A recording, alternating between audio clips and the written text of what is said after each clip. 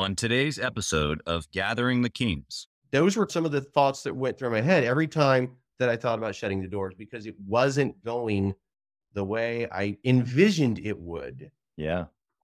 But then, yeah, like I say, every time I got close to those moments, something would break through, something would happen, and it'd be like, okay, well, I guess we can go for another year and reevaluate. Yeah.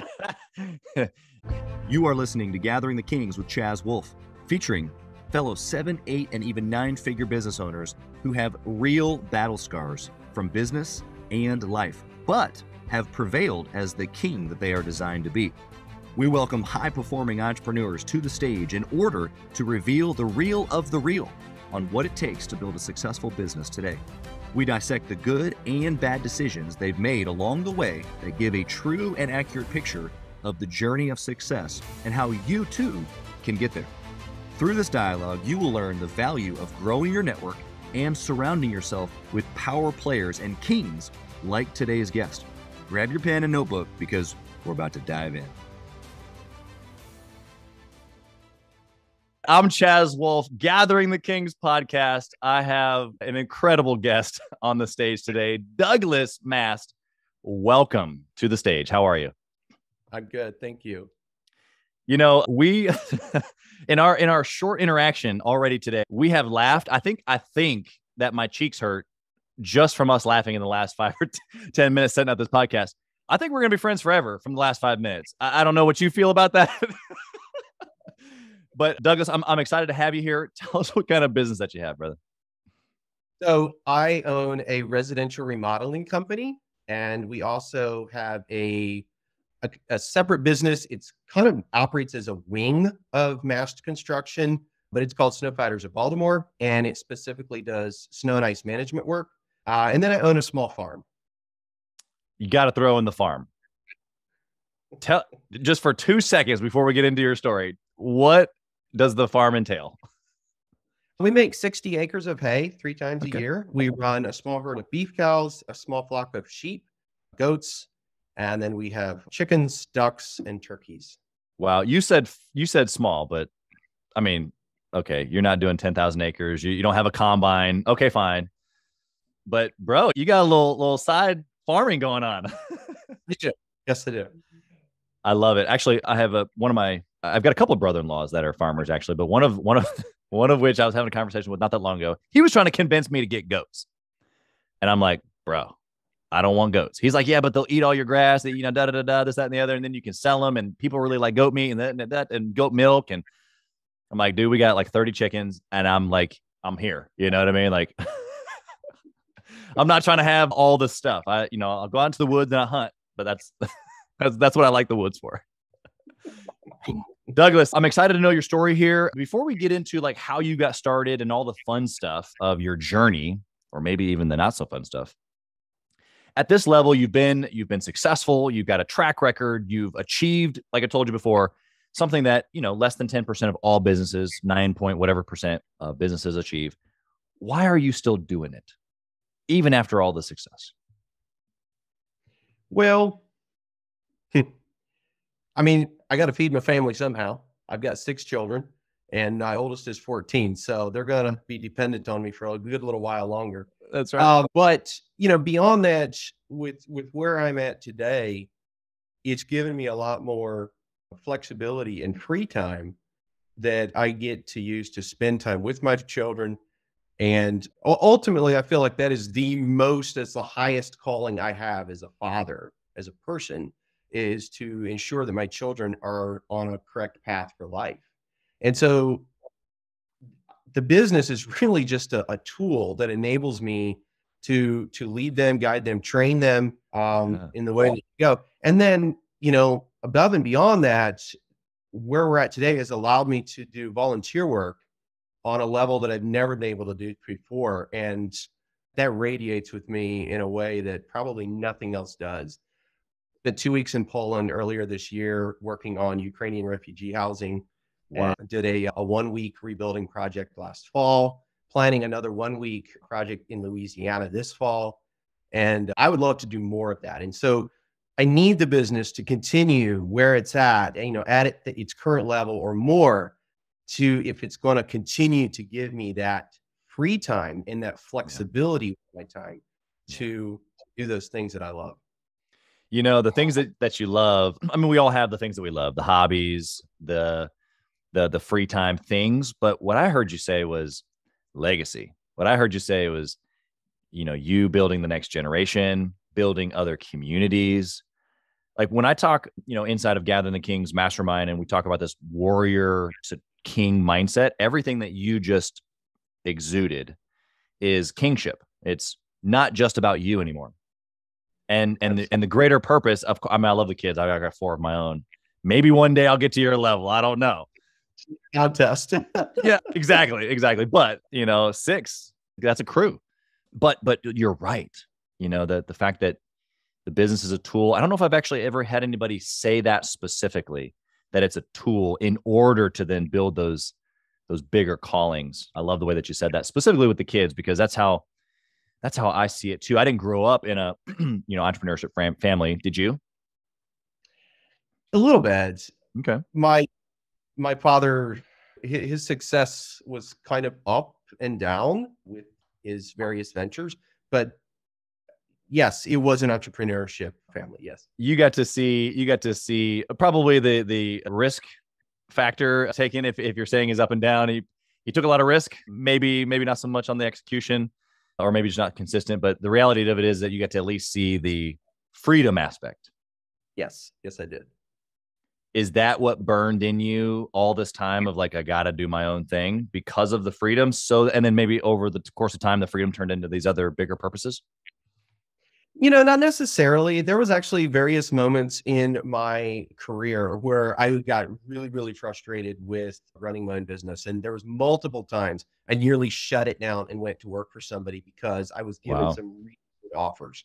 And I felt like I was going nowhere. We were just spinning our wheels, going nowhere. And every single time that I came that close to pulling the trigger and saying, I'm done, closing the doors, going to go work for XYZ company, something would happen. And I attribute it to God resolving that conflict that was causing me to feel like it's time to shut it down. And he would, you know, give me a renewed vision, a renewed passion, and the business kept going. Yeah.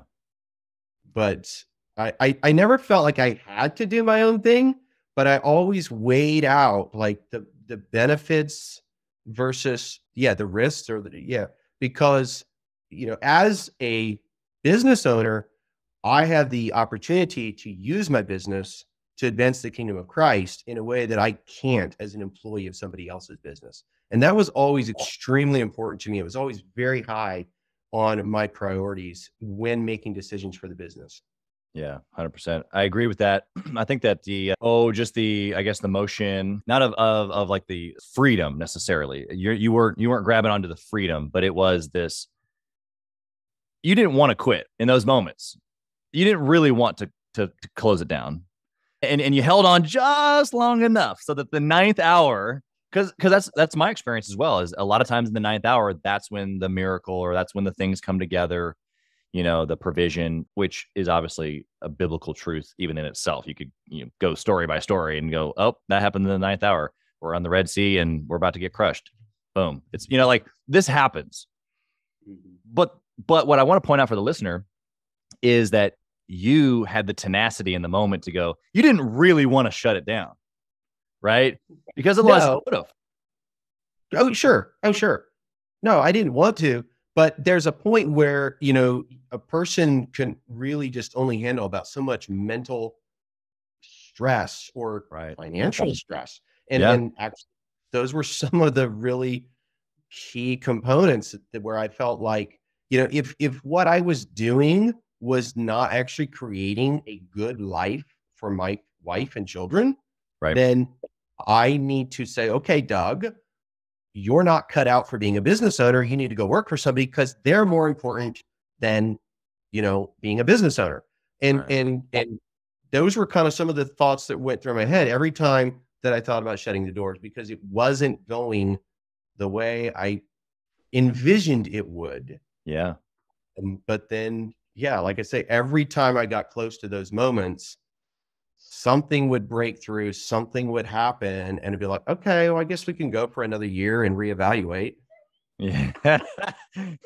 I think that line right there has saved a lot of businesses. I was just talking to somebody the other day about Shoe Dog. Have you read this book? It's the story of Nike, Phil Knight. It happened. Yeah, he didn't use this exact language, but I'm telling you, he was on the verge of bankruptcy so many times, and he just kept kicking it down the road, going, "Well, maybe we'll hold on for another month." Hey, he not this exact language. I'm paraphrasing, of course, but it's the same thought of like, like let me squeak by one more time. And then eventually you persist through until the breakthrough moment. So you have set this up beautifully for me. Tell me about one of the breakthrough moments. What was it? A good decision? Was it something that you had been working on that finally happened? Like, tell me a story, bro. So in order to tell you that, I really kind of got to tell you a few other things about the way that it started. So when it started, it was just me. And I actually was interviewed by a local newspaper, and I actually got the clipping somewhere in the first year of starting the business here in Maryland. And they said, "What is your vision for the future?" And I said, I plan to hire one guy, and that's it. I have no plans for growth. That was in 2007. I had no plans for growth. My target for marketing was things that I could do with me and one other guy. And that was it. I had seen people manage employees. I had seen the headaches, and I said, I don't have nothing to do with that.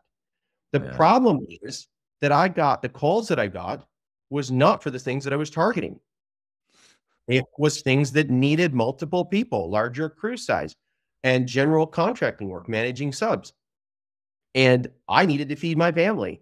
Right. So I took that because those were the calls I got. Yeah. And I worked to accommodate the needs. The problem was that I had been so used to doing everything from my head and making so many decisions by the seat of my pants. I could outwork anybody that ever came beside me. In fact, one guy told me, he said, somebody asked a fellow employee of mine at one point, said, "Hey, how do you like working for Doug? He's a real taskmaster, isn't he? And he's a real pusher." I think that's what he said. And the employee looked at the friend and he said, "Pusher? He's a dragger. He drags you along." And that was the problem, was that I had everything up here. I was a horrible communicator. Sure. And I literally just drug people through the work with me, and we got crazy amounts of work done. But you can't operate that way when you're managing people. Yeah. And so, not for very long, at least. Huh? Not for very long, at least. No. And so partway through this process of hiring employees, managing subcontractors to try to execute the work that fell in my lap, I started to realize my horrible, horrible communication skills and my horrible style of management. Wow. And so I said, okay, well, I've got to get things out of my head and I got to get them on paper so that I can communicate more effectively to the team. Yeah. That process is what nearly killed me multiple times, because I was such a horrible communicator. And there were so many things that I assumed. I didn't know the things that I needed to say because I assumed that so many things were just obvious. Yeah. And it was when I was able to, and literally this took years. There were several years the company went backwards, and I borrowed money to keep the company afloat because I was determined to learn to make that switch in my brain. I think it took 3 or 4 years, no lie. Wow. Because I guess I'm just hard-headed. I don't know. But when I was able to finally get myself into a rhythm where I captured the information from the client, I got it down on paper in a format that was understandable, the teams could execute work without asking me 1,000 questions or me showing up on site every single minute to explain something. That's when things changed. Yeah. Incredible. Was there a specific moment? I mean, you kind of mentioned just like the frustrations of just over and over dragging people through that. And eventually that caught up with your psyche. You acknowledged it. Was there a moment in time where you like, when I heard this? Or was it when that guy said he's a dragger? Like, you're like, okay, I got to change my mindset. Because that doesn't just happen. No, it really that came about as a result of having multiple jobs either go backwards financially because I had failed to communicate certain details, or not just financially, but customers actually getting angry with the end result because of my failure to communicate, and us losing the entire job, having to refund money. And I realized that if I don't change, like, this is an absolute death trap. We're going to go bankrupt. I have to change in order for us to stay viable, or else we'd go back down to just me and one guy, because my style of communication is not working. Right. And now I'm going to add, there's one other piece to this that was a catalyst in that change. 2 years in, I was doing all my own book work as well. And I think it was about 2 years in, I was approached by another local businessman, and he said, "Hey, do you think you would ever be interested in somebody helping you with your book work?" And I said, "Not really. I don't do a very good job of it, but we're getting by." And we were still pretty small at the time. And he said, "Well, I know this lady, and she's looking for some part-time work, and she could really use the work, and she's really good." And I was terrified to meet with her because I knew my books were a mess. Wow. And she came in, she was extremely patient with me, and she set our book work and our desk work on a solid foundation. And that was a huge component of that growth and that mindset and that shift. When I hired her and I took that piece off of my plate, and I was able to focus more on the actual sales and production instead of everything. Yeah. And because of her background, various times when I would hit a wall, she would say, "Doug, why don't you do this?" She was 10 or 15 years older than me, had a lot more experience than I had. She'd gone to college. Yeah. You You had a little mama bear, sounds like. And that was a huge part of that growth. Yeah. Obviously, she couldn't change me. I still had to change, but she gave me a lot of suggestions along the way that were a huge part of that change. And we would not be here without, I say we wouldn't be here. She was a big part of the story. Yeah. Yeah. Well, and the reality of it is that you may not, it might look a little different. You may still be a couple of steps back, but you are where you are because of the pieces, and she's one of them. That's the reality. Yes. Yes. Wow. The simplicity of that choice, but the resounding impact, because I'm sure at that point, what clicked in your brain, and tell me if I'm wrong, is that you gave something away that you were terrified of, and then you saw it work, and that probably gave you some confidence to go, if I hire a guy here and I hire a salesperson here, and you start building out a little bit more of a team, which then enables growth in a lot of areas. Anything that you would add there, or am I off basis there? Well, so at that particular stage, I didn't hire any additional, like a salesman or anything like that. Sure. I gained family time at that point, because I was working all day and then doing desk work at night. And so I gained not only my evenings back, but I also gained a much clearer picture of our books. Things were being done on time. And what that did was it set a foundation for the growth. So when we did say we're going to add another team on the ground, at that point, I was still doing all the sales and all the production management, but I went from being sales, production, and actually working to strictly sales and production. Right. And we hired additional teams that actually did the physical work. So yeah, that was certainly a part of that. Yeah. It obviously is the part of scaling. It sounds like for you that which I think is so important, the buying back of your evenings. I think I think every entrepreneur goes through that phase of working all day and then working all night. And I think there's been several seasons, and it comes and goes, especially as I'm building multiple businesses and doing multiple things. And especially if I start something scratch again, and you're like, I remember this stage. I remember the grind. I'm kind of addicted to it. I don't know why I'm a little bit crazy, but this reality of if I give this away, now I know, like, if I can give this away sooner, that I can keep the evenings, or I can separate the time for the family or whatever. But I think that there's like this horsepower that runs in us, probably because of necessity for a long time, right? But it doesn't have to be like that, is the point I'm hearing from you. Like you can lean on other people, hire good people, and you can have your evenings. Yes, absolutely. Yeah. You have to know what you're looking for. I mean, I went through multiple production managers before I met the one where I'm at now. I mean, I don't do any of the production anymore. And the others didn't work out. But mostly the reason they didn't work out was because I didn't know what I was looking for. Yeah. And until I had one that failed, then I was like, oh, well, I need somebody who doesn't do that. Such an easy way to learn, right? An obvious way to learn. I don't know about easy. They were very expensive. Yeah. Yes. But you have the things in place now. Those were expensive lessons, not just expenses, investments rather, right?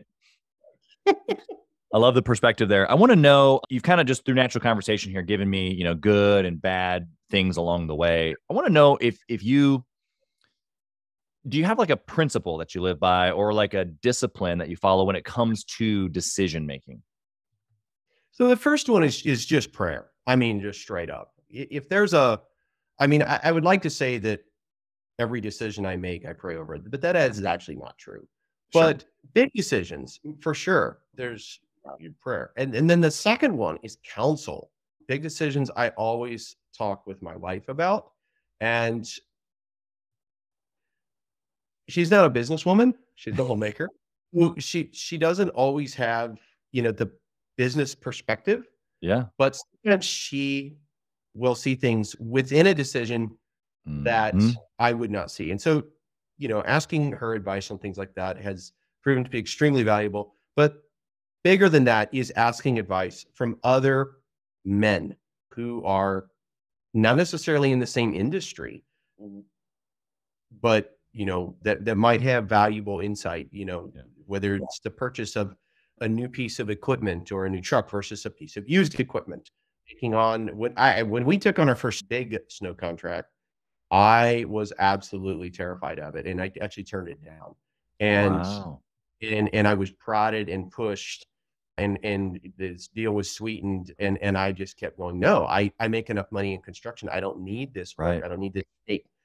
And I finally went to another fellow business owner in the community who, by the way, I don't necessarily specifically target Christians when I'm looking for advice. Sure. And he was not a believer, but he was a businessman that I respected. And I went to him and I said, this is being presented to me. I don't want it. What do you think? And he said, you are insane not to take that deal. And I just kind of threw his advice out the window because I said, well, he's just jealous. So I went to a financial advisor.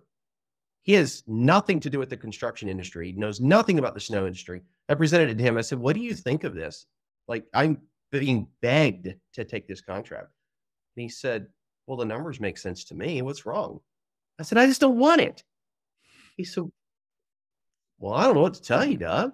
Yeah. And I went to 2 other people, and every single one of them said, that's a good deal. What's wrong with you? Yeah. And I finally went back to the guy who was begging me to take the contract. And I said, we'll take it, but I'm telling you straight up, I don't know how we can fulfill this thing because this is way over the top for us.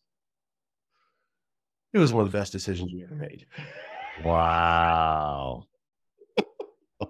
So but there's this big, the bigger the decision, the more counsel get, yeah. And especially from outside influences that are not connected to what you're doing. Yeah. Yeah. You hit it home for me on that for sure. There's a story there though. I want to take 2 minutes because the best decision, I mean, wow, that's quite the statement. Followed by the sentence before that, you said, I don't know how we're going to do it. And so I love moments like this. As entrepreneurs, we can all relate to this of, I have no idea how I'm going to do this. Wow, I did it, and it was the best thing ever. Like, I can relate to that, but I want to know why. Well, how? What happened? Tell me the story, Doug. So I got a call from back. We'd always been involved in snow a little bit, not much. We had 2 pieces offices. And, Yeah. and the contract that we were working as a sub, and the contract that that guy had fell through. And so my equipment was just sitting. And another guy found out about it. He introduced me to this snow general contractor. He called me up and he said, would you take 2 properties, 2 post offices in Baltimore? And I said, no. He said, why not? I said, I don't want to go to Baltimore. It's an hour away. He said, could I take you to lunch and I'll show you the properties? Sure, I'll take a free lunch. What's up with that? So we rode out there. We looked at them. He said, what do you think? I said, I think they're terrible. I don't want them. And he said, why not? I said, because it's an hour away. I don't want to do it. He said, would you at least give me a price? I said, it's going to be high. You're not going to like it. He said, would you give me a price? I said, sure. And so I made it high because I didn't want it. He didn't take 5 minutes to respond after I emailed it to him. He emailed back. He said, oh, that's good numbers. I like those numbers. I said, oh, brother, here we go. So that was 2. The next year, he said, Doug, you did such a great job. Would you like more? I guess it's okay. We added a couple of plows on some existing trucks, bought another skid loader. We went from 2 to 11. That was a big jump. Felt like we had really stretched. We had put every truck to work, every skid loader. I was like, whoa, man, this is a big deal. And it was a big deal because that year we got 30 inches of snow in one dump. Whoa. One dump. It was, it's a lot. We made a lot of money and I nearly died. I worked my tail off. I don't even know. My wife could tell you because she's got it memorized, but almost no sleep for 7 days. It was terrible. So out of that, I said, well, I'll never do this again. Like, this is terrible. You know, he came back to me the next year. He said, Doug, I'm bidding on 45 more post offices. I said, no. He said, why not? I said, you're crazy. I said, we barely could do 11. You're absolutely insane. He said, why not? I said, well, I don't have that much equipment. He said, can we at least eat and meet? And I'll take you to lunch, Doug. I'll do an 11 for you. I'll let you buy me lunch because we were going to keep doing the 11. Sure. And in between when we set the meeting and when we met, my brother-in-law came to me and said, Doug, I lost some snow work. Any way you could put a truck to work for me? And my window guy came to me and said, Doug, I want to buy a skid loader this year and I want to put a plow in my truck. Would you happen to have any work for me? I went into this meeting fully prepared to tell him absolutely no, but I went into it and I said, okay, let's find work for 2 trucks and 1 skid loader and I'll just pass it off to them. We're not going to take any more. So I had sifted through his pile. I picked out what I thought was nice and easy work. And I said, we'll take these. He said, what about the rest? I said, no. He said, what would it take? I said, $100,000 in cash to buy equipment with. Right. He looked at me and he said, can you get the drivers? And that was a question I hadn't asked before. And I said, well, I think so. He said, you get the drivers, I'll get you the money. Boom. Deal. And I was like, whoa, He removed the excuses, didn't he? And it was obviously a lot more complicated than that, but that was kind of the initial discussion that led to making that decision it ended up, but he gave me $80,000 to go buy equipment with that was free and clear. I did not pay it back. And we actually spent 120. So we were in the red by 40 till the year was over, just in the equipment budget. But that grew. And he kept adding more post offices in subsequent years until when the contract with USPS Corporate ended, we were servicing 52 locations. Wow. And we, over time, developed a really good routine. And the last 2 years, I never even went to the city. I managed everything from right here in Mount Airy. Yeah. And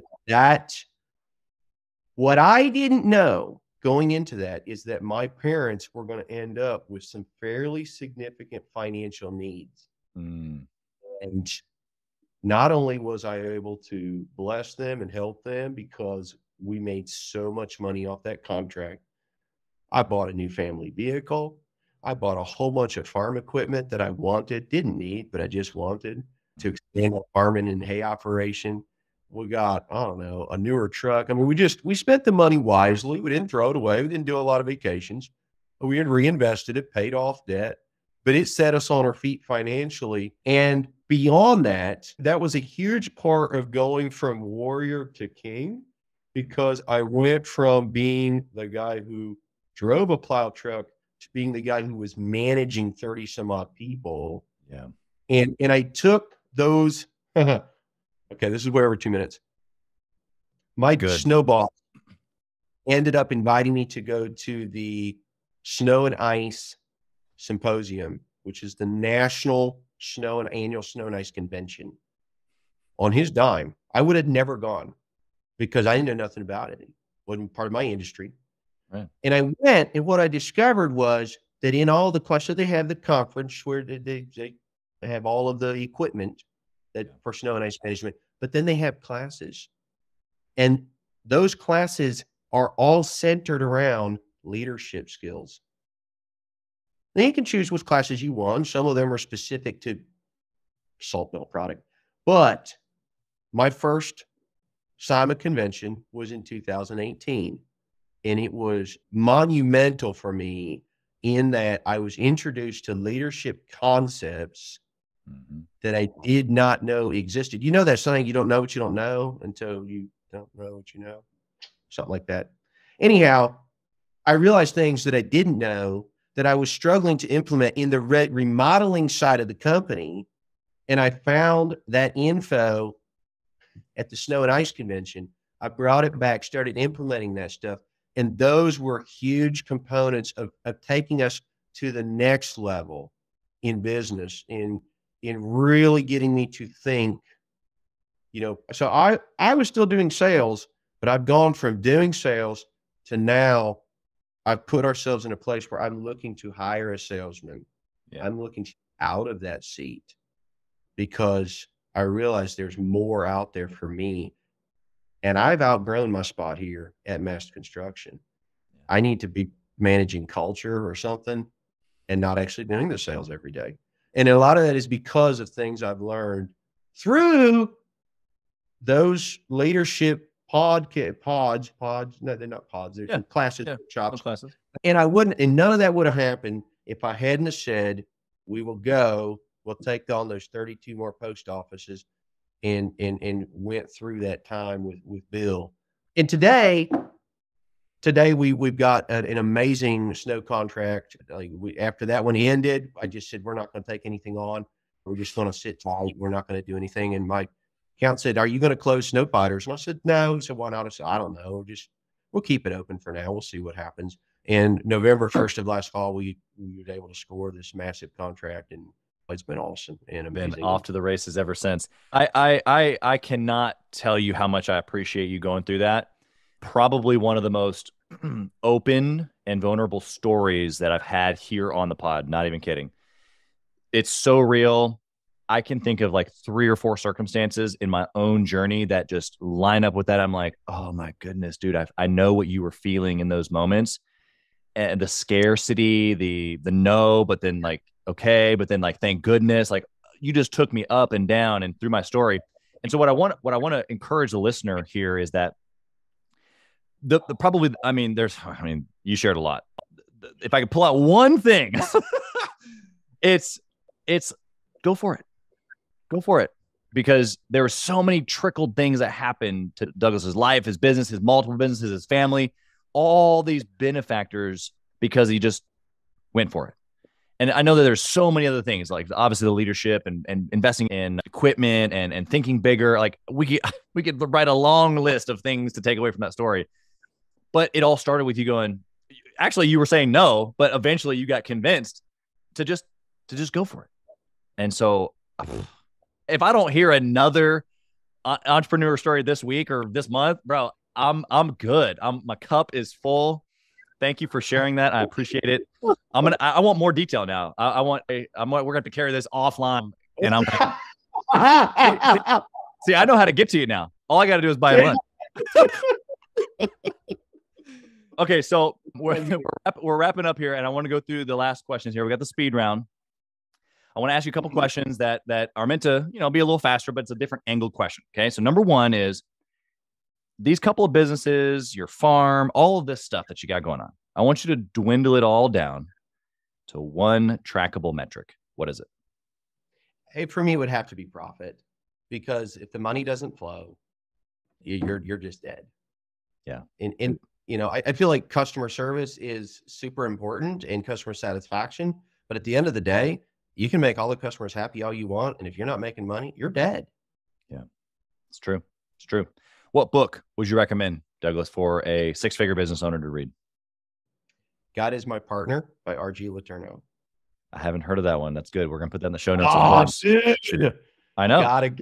How have I not heard of this? I mean, I can reverse engineer the life of David for you and how it's been like instrumental in my business. But no, I haven't heard this one. I'm going to have to order it right now. You've already mentioned the power of a council. My question here in the speed round is, do you network or intentionally mastermind with others? You've given us the value. Anything that you want to add there for the listener? Maybe specifically thinking back to that stage. I don't know if this was for you, but for me, when I was, early on, I knew that I needed counsel. I was hearing people like Doug say I needed to get around counsel and ask people, whether that be join a mastermind or go to networking events or have key people. But I was nervous about the commitment, nervous about the money. Like, what would you say to that person? So I would say, especially early on, when you're in the growth phase, you don't have a lot of money. But you still need the counsel. And so probably when you need it most. Yeah. So what I did was find local businessmen that appeared successful, invite them for lunch, coffee, breakfast, take an hour. And what's going on in your world? What challenges are you facing? And literally just back and forth, asking each other those questions, and usually picking one challenge to discuss. Sometimes it might be employee retention. It might be the surging price of materials. I mean, whatever your challenge is, like, be very specific in that hour to discuss that, and have one of those a week. And it can be different industries. Right. It doesn't have to be. I mean, I met with my insurance guy one time, and we talked about employee retention. And he's in a totally different industry, but he's still dealing with employees. That's right. He is 20 or 30 people. And so finding those people, getting with them, talking, get outside of your business, because hearing somebody else's story usually gives you a nugget, a takeaway to plug into your own. And you can do that for the price of coffee or a meal. Yeah, 100%. You can connect with a pretty good guy as long as you buy him lunch, it sounds like. It's a very practical step. I love that. Last question here for you. If you lost it all, what would you do? I would probably go back to how I started. Find a need and fill it. Yeah. Whatever that would be. I've done a little bit of business coaching with new startups in the area, and I thoroughly love that. But I don't know if there would be enough of that to support my family. So I probably would go pick up my hammer and put on my tool belt and go fix a screen door or something. Yeah. Find a need and fill it. That's what I would do. Just start over, start small. Yeah. And go back to where I started. I love that. And with a big smile on your face. I know the listener maybe isn't necessarily watching the video, but the fact that you could, in one sentence, say, I would have to start over, and with this just ginormous grin, it tells me that you have this unbelievable confidence. I do. I have been so low. I have been so near bankruptcy. I've been in lawsuits. I had an employee die on the job. I've had so many things happen throughout my short career. And I know that when God says his heart is towards his children, it does not matter what circumstances hit you.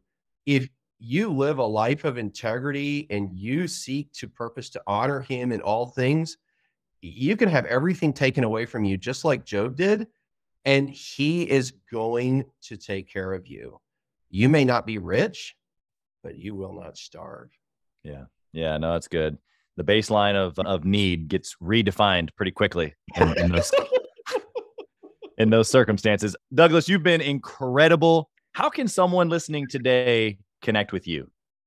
So I have Facebook. It's just my name, Douglas Mast. I have a very, very tiny YouTube channel. Again, just my name, videos from the farm, videos from my trip in Poland, and then email, Yeah. which is d.mast@mastconstructionllc.com. It's very long, but it works. And I mean, I guess you can call me. There, and I'm sure it's listed right there on the website. Yeah, and phone numbers on the website. Yeah. That's good. That's good. We'll put all that in the show notes as well. I hope that the right ones that have questions reach out to you, but you've been incredible. I know I'm going to continue the conversation with you. I have absolutely enjoyed our time. I wish you nothing but success and blessing on your family, your businesses, your farm, your animals, all that good stuff. Thank you for being here. Absolutely. Thank you for listening to Gathering the Kings today. I hope that you were able to pull out a few nuggets to go apply into your business right away. More importantly, though, I hope that you're realizing that it takes more to be successful than just being by yourself, doing it all on your own, carrying the weight all by yourself. What I have realized, not only in my own journey from multiple businesses and multiple different industries, and now interviewing literally over 200 or 300 other very successful 7, 8, and 9-figure business owners, is that it's tough to do it alone. And so Gathering the Kings literally exists to bring together successful entrepreneurs. In fact, we are putting together 1,000 kings, specifically who are grateful but not done. We're intentionally assembling kings who fight tooth and nail for their business, family, and communities. And here's what we believe, that in the pursuit of excellence in those areas, that it ignites within us the responsibility to govern power and forge a lasting legacy. So if that relates and resonates with you, and you know that you need people around you, sharp, qualified, other very successful business owners, I want you to go to gatheringthekings.com. I want you to take a look at what we're doing and see if it makes sense for you to be part of our pursuit to 1,000 kings. Talk soon.